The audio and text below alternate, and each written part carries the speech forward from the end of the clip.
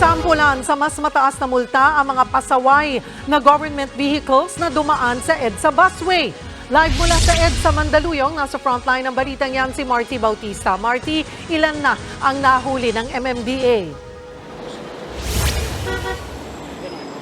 Cheryl, as of November 13, 333 apprehensions na ang nahuli ng MMDA sa unang araw ng pagtutupad ng mas mataas na multa sa ilegal na pagdaan dito sa EDSA busway. Ang ilan sa mga nahuli, mga tauhan ng gobyerno at meron din isang pribadong van na may sakay na isang pasyente.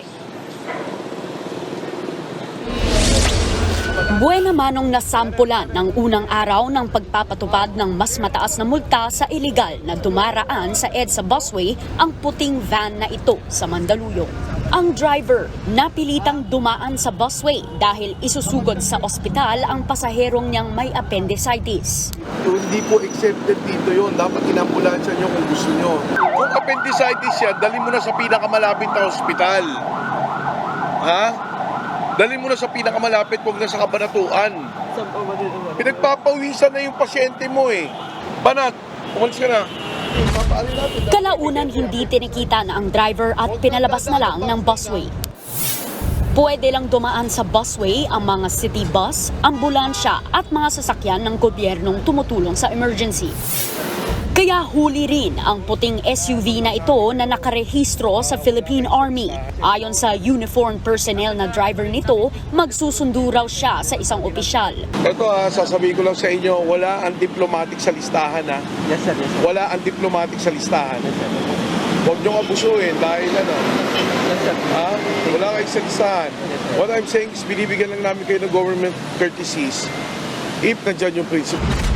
Mula 1,000 piso, 5,000 piso na agad ang multa para sa first offense.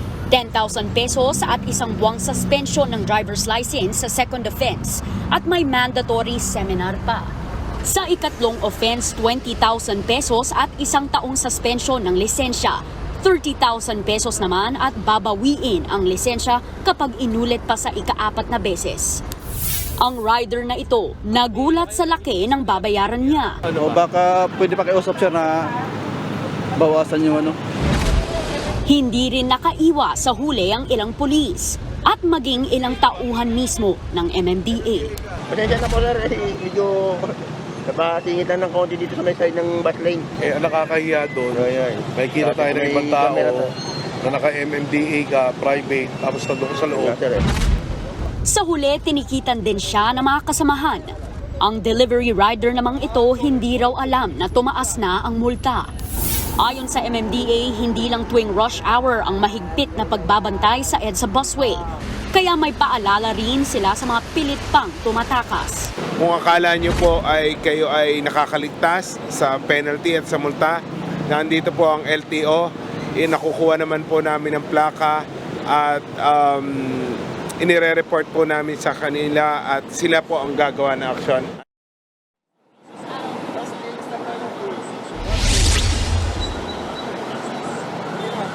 Cheryl, tuloy dito ang daloy ng traffic sa EDSA dahil dyan tuloy-tuloy pa rin ang mga MMDA operation sa pagbabantay ng EDSA busway. Araw-araw daw nila ito gagawin. Kasunod dyan, simula ngayong araw nag-umpisa na rin ang extended mall hours simula ng 11 p.m. hanggang 11 p.m. Cheryl?